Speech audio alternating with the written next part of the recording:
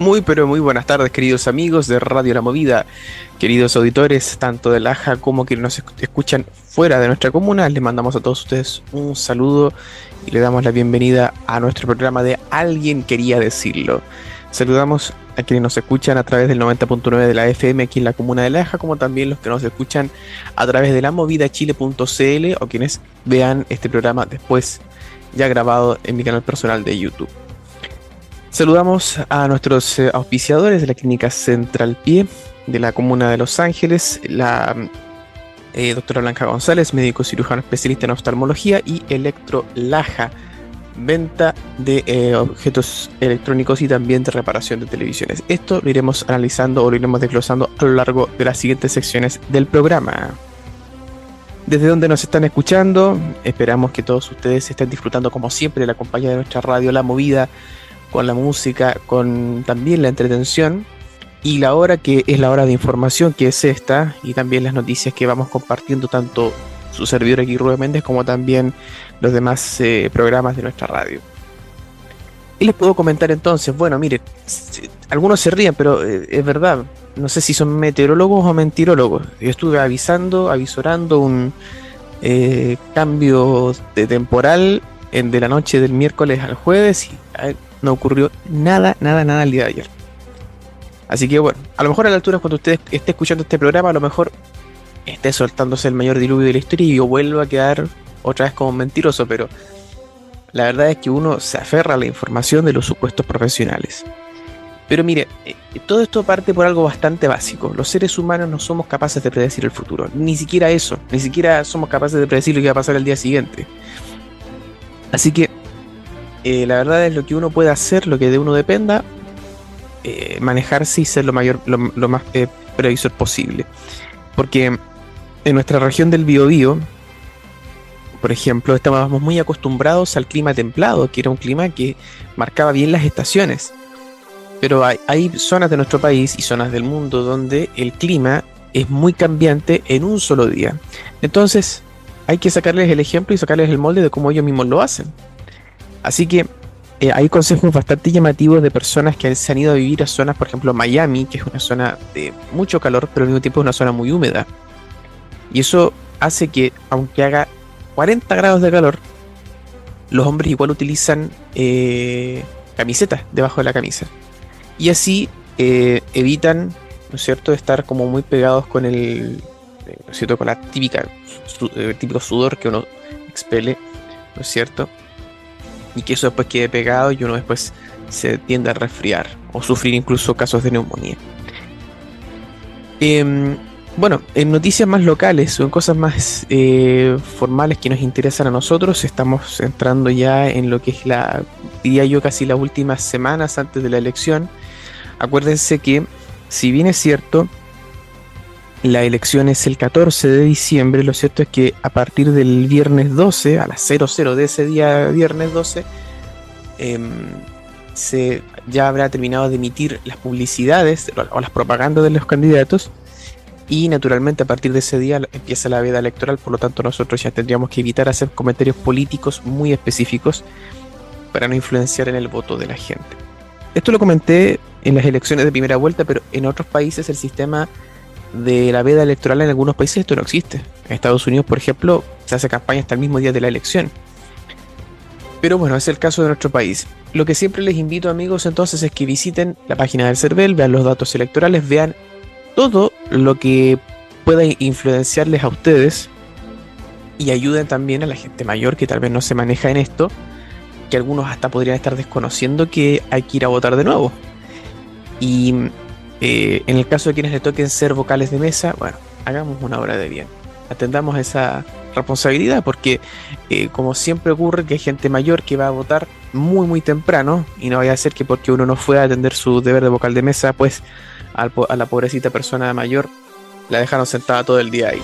Bueno, es lo que siempre les recuerdo en esta primera sección del programa. Pasamos entonces al primer sponsor, Clínica Central Pie, que está ubicada en María Auxiliadora 340 en la comuna de Los Ángeles. Recordamos los servicios que entrega esta clínica.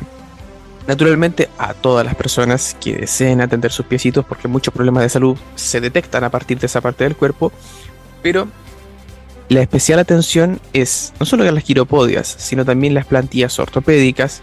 Ayudan no solamente a nuestros pies como tal, sino también a mejorar nuestra forma de circular. Nuestra columna lo agradecerá mucho. También operación de uñas encarnadas y atención a personas con diabetes y la tercera edad. Repetimos, Clínica Central Pie en la comuna de Los Ángeles.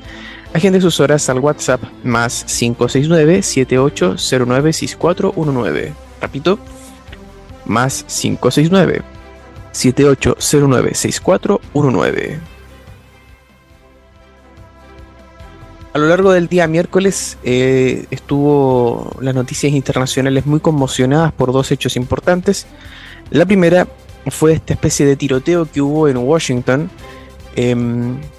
al parecer a unos pasos de la Casa Blanca, en la que primero la información preliminar era que habían dos guardias nacionales que estaban muertos, que habían resultado muertos debido al tiroteo ocurrido ahí, y eso se debía en gran medida a que había un gobernador que había dado esa primicia. Sin embargo, más adelante esa información fue desmentida, por lo menos a las alturas que este programa se está realizando. El deceso de estos guardias nacionales todavía no se habría producido, ¿eh? No habría muerte todavía de estos dos guardias. De hecho, el Pentágono los tendría en estado crítico. A ver, los datos que se manejan es que fue un inmigrante afgano que ingresó al país el año 2021, inicio del gobierno de Biden, que retiró la política de fronteras cerradas de Donald Trump de su primer mandato, y Joe Biden, fíjese lo llamativo, fíjese que Joe Biden siempre acusó a Trump de ser un negacionista porque él era irresponsable en sus políticas del COVID, pero sí aceptó la entrada masiva de inmigrantes en plena pandemia. Bueno, cada quien a su cuento, ¿verdad? Bueno, la cosa es que este inmigrante afgano, que es el principal sospechoso de haber perpetrado este tiroteo, una suerte de lobo solitario, porque no se sabe que haya sido convocado por un grupo terrorista o por más personas, o haya sido subvencionado por alguna motivación política. A lo mejor muy probablemente actuó solo, como también fue el asesino de Charlie Kirk, este reconocido periodista e ideólogo de la Casa Blanca, y el que intentó asesinar a Trump antes de que este resultara reelecto el año pasado. Es así. De modo que esta fue una de las noticias que conmocionó al mundo. El vicepresidente J.D. Vance, un hombre muy cristiano, ¿no? Muy católico, sostuvo que pedía oraciones por la continuidad de la vida de estos guardias nacionales. Para que entendamos bien esto, porque a lo mejor nosotros acá en Chile y en Sudamérica estamos muy acostumbrados a que los policías sean flanco de muertes. De hecho, ustedes pueden recordar que uno de los hechos que también generó conmoción en nuestro país fue el caso Naim Retamal, ¿no es cierto? O los subsecuentes asesinatos que hubieron de ciertos cabos que póstumamente fueron ascendidos a suboficial mayores. Estamos a lo mejor acostumbrados o mal acostumbrados a eso aquí, pero en Estados Unidos, cuando un guardia nacional, que es una categoría bastante superior, porque la Guardia Nacional es una suerte de policía militar que tiene más competencias que las policías normales en Estados Unidos, y que incluso tiene casi las mismas competencias que un miembro del ejército, o sea, es una suerte de, por eso digo, policía militar. Cuando se asesina o se ataca flagrantemente a un miembro de la Guardia Nacional, es algo que provoca un estado de alerta en todas las autoridades. De hecho, se sabe que el presidente Trump estos días estaba en sus vacaciones de Thanksgiving, ¿no es cierto?, de Acción de Gracias, ¿no es cierto?, cuando comen pavo, en Mar-a-Lago, en su casa en Florida. Y aún así tuvo que rápidamente ser cubierto nuevamente por su seguridad personal y la seguridad presidencial, porque que hayan atacado directamente a los guardias nacionales es algo que conmociona y que pone en alerta a todas las autoridades en Estados Unidos. El principio por el cual actúa la policía en Estados Unidos, o por el cual se genera, porque por ejemplo acá en Chile, Carabineros de Chile surge como una escisión del ejército. Carlos Ibáñez del Campo saca militares y los coloca de policías, y ahí forma, por el que ellos usaban unas carabinas, ¿no es cierto?, estas suertes de rifles, forma el Cuerpo de Carabineros de Chile. Por lo tanto, Carabineros tiene inevitablemente un origen militar. Pero en Estados Unidos muchas policías surgieron como civiles sirviendo a civiles, que para que tuvieran un orden les colocaron rangos militares, no sé, capitán, teniente, cosas así, pero en realidad ellos suelen tener un origen más civil que otra cosa, con manejo de armas. Y de hecho por eso hay policías que ustedes lo ven en Estados Unidos, que muchos andan de traje, andan con una estrella dando a entender la típica estrella de sheriff, por ejemplo, pero que ellos son policías, a pesar de que se vistan de civiles. Entonces, la Guardia Nacional por eso es tan importante, y por eso cuando se toca a un miembro de ellos, en realidad es algo que conmociona al mundo entero, o mejor dicho, al mundo político entero de Estados Unidos. La otra noticia que también ha conmocionado al mundo ha sido, bueno, la situación de Venezuela con Estados Unidos, esta posible conversación que habría entre Trump y el señor Nicolás Maduro Moros, que dadas las circunstancias y dado el cálculo que más de uno está haciendo respecto a esta situación, a Maduro no le estaría quedando mucho tiempo en el poder en Venezuela. La cuestión es ¿cómo se haría la transición? Bueno, sí, es un tema mucho más largo y que a lo mejor podríamos analizar a futuro. Lo que les puedo comentar, eso sí, es que si ya personas muy informadas y muy cautas a la hora de informar sobre la situación de Venezuela están ahora diciendo derechamente que a Maduro no le queda mucho tiempo, bueno, yo creo que es una razón para pensar que un cambio brusco en ese país estaría por ocurrir. No sabemos cuándo, pero de la noche a la mañana nos vamos a despertar con una noticia de una extracción, un bombardeo, una invasión, una detención, una rendición, pero cualquiera de esas noticias, como es la realidad tan dinámica, puede ocurrir de un momento a otro en Venezuela. Bueno, esa es la información internacional que les tenía para ustedes. Y pasamos al siguiente sponsor. Como siempre saludamos a la doctora Blanca González, una médico cirujano especialista en oftalmología. Atiende en el edificio médico de la comuna de Los Ángeles, ubicado en Caupolicán 201, tercer piso. Agende sus horas al WhatsApp más 569-7872-1333. Repito, más 569-7872-1333. Vamos entonces a los sponsors de la radio y regresamos.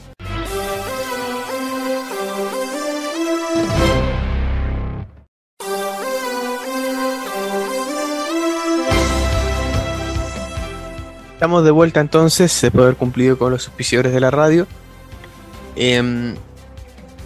Bueno, hay varios temas, ¿no? Ya aquí les he planteado a lo largo del programa. Hablamos un poquito de la situación política acá en Chile, las elecciones que están a la vuelta de la esquina. Y como siempre, vamos a tratar de hablar de los temas políticos, ojalá los más importantes y los más serios. Porque, por ejemplo, si bien es cierto, hubo un debate recién en un foro organizado por Cooperativa, la verdad es que, mire, la relevancia de muchas decisiones o noticias con las que han hablado últimamente los medios de comunicación, con todo respeto, las considero bastante poco importantes.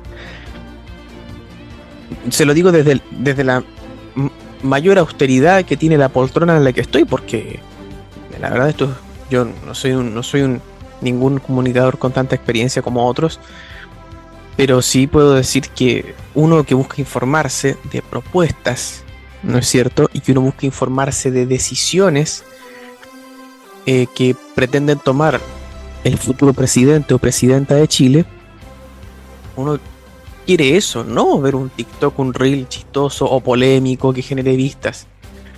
Y por eso siempre decía, queridos amigos, que lo que más conviene es ver el programa de gobierno de cada uno de los candidatos.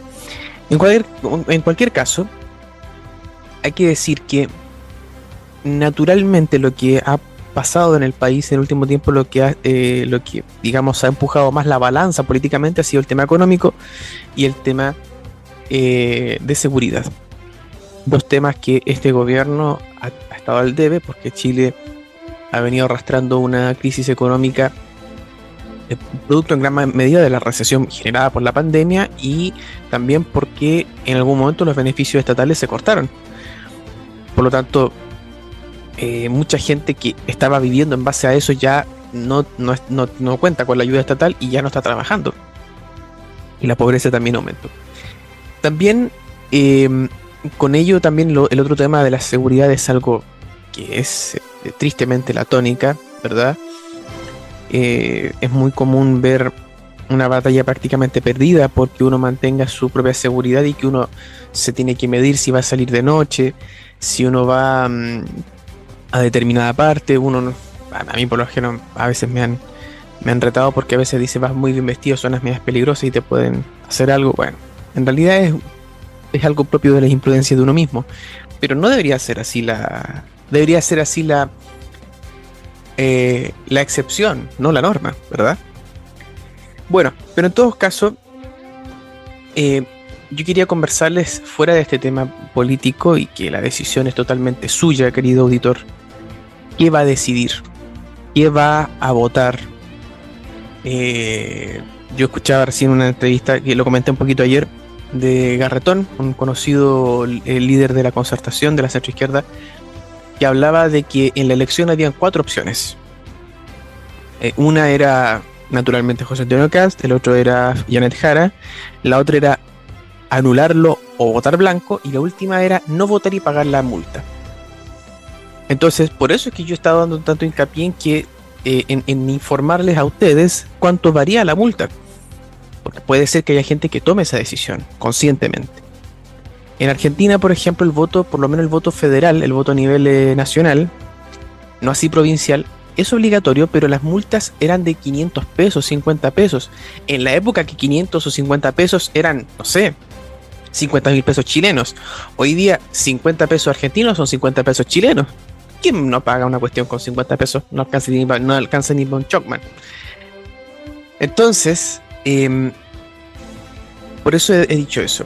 He hablado de estas opciones. Pero, queridos amigos, no confundan, eso sí, evitemos las cartelizaciones.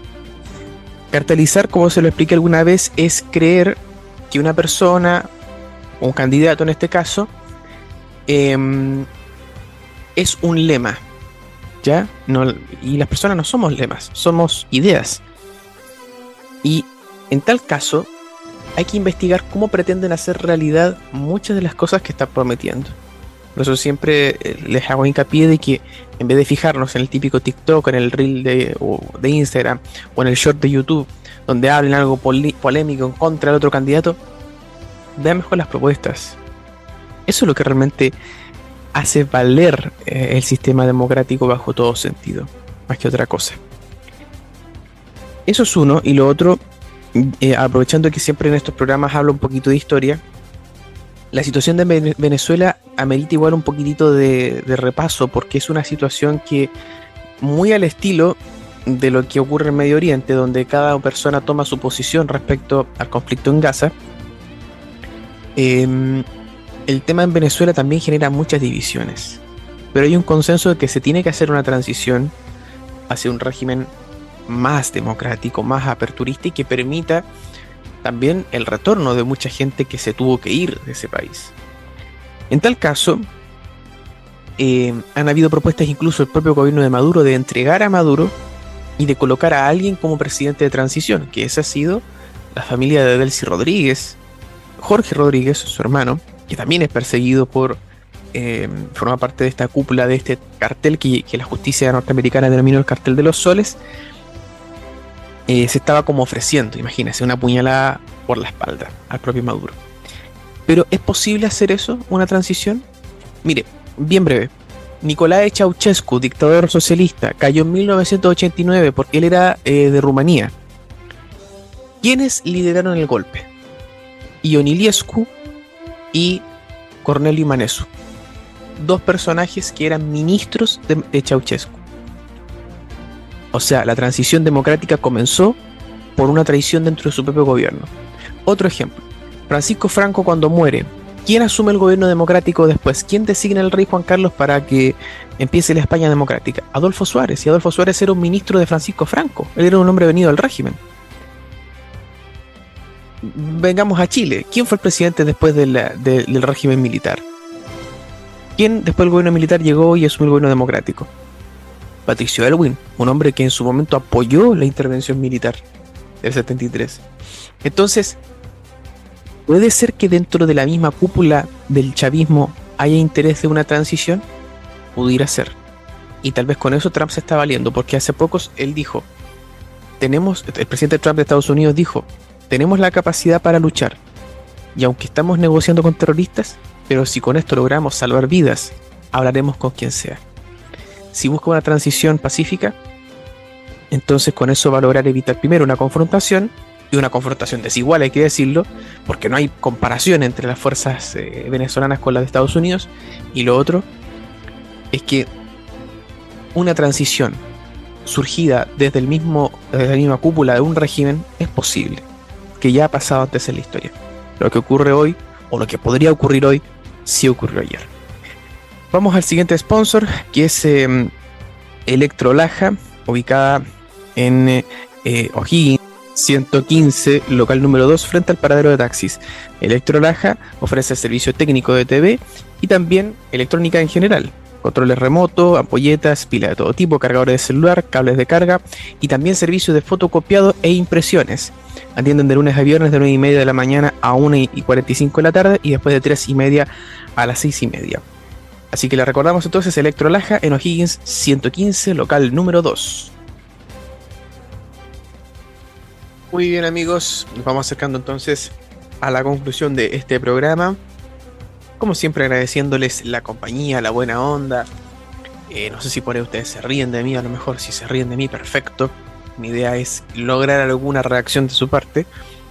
Así que se los agradezco como siempre mucho y les agradezco la audiencia que nos están dando a través de la radio y también de internet. Y como siempre, amigos, les advertimos como siempre que estos comentarios que hago yo aquí no persiguen líneas políticas. Y como comentábamos ayer sobre el tema de la Secretaría General de la ONU, las candidaturas de dos potenciales latinoamericanos para dirigir la máxima instancia internacional, que es la ONU, y su alto puesto y alto cargo, que es la Secretaría General, que la están compitiendo, entre otros, hay varios candidatos, Michelle Bachelet, la expresidenta de nuestro país, y Rafael Grossi, un reconocido diplomático argentino. Como les comentábamos ayer, si bien es cierto, la presidenta Bachelet ha tenido importantes cargos en la ONU, estuvo a cargo de la ONU Mujeres, estuvo también como alta comisionada de los derechos humanos. Lo cierto es que los diplomáticos de carrera, porque la presidenta Bachelet, ella es doctora, ella estudió medicina. Esa es su profesión. Ahora que estuvo a cargo de la defensa, después fue presidenta, y después tuvo una gran participación en este ámbito internacional como es la ONU.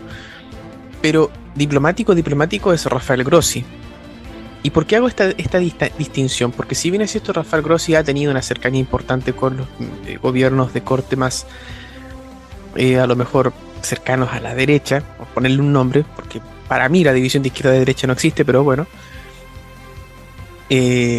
con Macri y ahora con el gobierno del presidente Milei. Pero de verdad es que el tema diplomático es bien profundo y me gusta mucho porque es un ámbito en el que se tienen que validar distintas posturas políticas y en base a eso llegar a acuerdos. La diplomacia en muchos casos obliga al embajador, al cónsul, al diplomático de turno a no tener ideologías políticas propias y si las tiene, callárselas. Por lo tanto, no puede favorecer una postura sobre otra. Por eso es que la presidenta Bachelet tal vez no haría lo mismo que hizo el expresidente Frei, de manifestar su apoyo por algún candidato, o cuando menos reunirse con alguno. Porque si va a estar en la instancia más alta en el mundo, tiene que después llevarse bien con todos.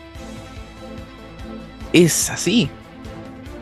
De hecho, piense usted que el tema diplomático ha obligado, por ejemplo, en la Guerra Fría, donde muchos países cortaron relación con la Unión Soviética, con Cuba. Bueno, Estados Unidos siguió teniendo embajador en Moscú, por ejemplo, y la Unión Soviética siguió teniendo embajador en Washington, al grado que cuando muere el presidente Franklin Roosevelt, el embajador soviético en Washington, llegó a decir que el presidente Roosevelt, siendo un hombre de ideología muy distinta, un anticomunista, pero era un hombre tremendamente agradable. Los diplomáticos tienen esa habilidad de superar sus propias ideologías y lograr conversar con todas las personas que que sea posible hacer. Y alguien que pretenda dirigir la ONU, que es básicamente dirigir el mundo, tiene que sacrificar mucho de su ideología propia. Por algo yo les comentaba que hay cierta ventaja en ese sentido en Rafael Grossi para el cargo de secretario general de la ONU. Tengamos en cuenta otra cosa.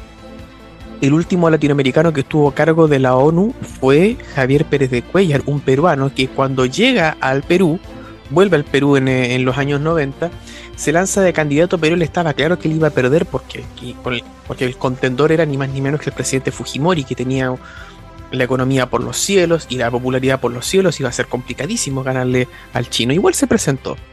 De hecho, cuando se presentó primero Vargas Llosa el año 90 y Pérez de Cuéllar el 95, muchos dijeron se presentaron a destiempo. No era su momento. Habrían sido magníficos presidentes después, a lo mejor. Uno nunca sabe. Pero en ambos casos, Pérez de Cuéllar por lo menos nunca tuvo una postura, se posicionó como opositor a Fujimori, entonces muchos dijeron rápidamente, este es de izquierda. Pero Pérez de Cuéllar no tenía ideología propia. En ese sentido, por lo menos, le obraba el sentido común. Porque él era un diplomático excelso, al grado que cuando llega un gobierno de transición en Perú, cuando Fujimori es destituido, Pérez de Cuéllar pasa a ser el canciller. Porque esa es la posición. Ese es el lugar que ocupan los diplomáticos. Y por algo me gusta tanto el tema diplomático, y por algo me siento muchas veces la libertad de comentar temas políticos. Porque en realidad a mí me interesa más la geopolítica. Geo viene de tierra. O sea, la política en el mundo entero. Cómo se mueven y cómo están las cosas. Y eso es lo que a mí siempre me ha interesado, no la política chica. Eso lo encuentro como algo necesario, pero que por lo menos no es de mi gusto. Y por eso yo no me voy a abanderar nunca por ningún candidato. Solamente señalo los hechos y lo que el sentido común marca. Y espero que esa postura pueda ser respetada por los auditores. Pero recuerde, de todo lo que yo comente, la decisión de qué opinar al final del día es de usted. Yo, pues, mis amigos, eso ha sido todo. Un gran gusto haber estado con ustedes. Como siempre, les insto a que si quieren publicitar alguno de sus servicios, empresa, pyme, lo que sea, contáctese al manager de Alguien Quería Decirlo al más 569-9533-4270. Repito, más 569-9533-4270. Ha sido un gusto compartir con ustedes otra semana más. Los espero entonces el próximo día lunes, si no me equivoco. Y que Dios los cuide a todos. Ha sido un gusto compartir con ustedes como siempre. Que pasen un excelente fin de semana. Adiós.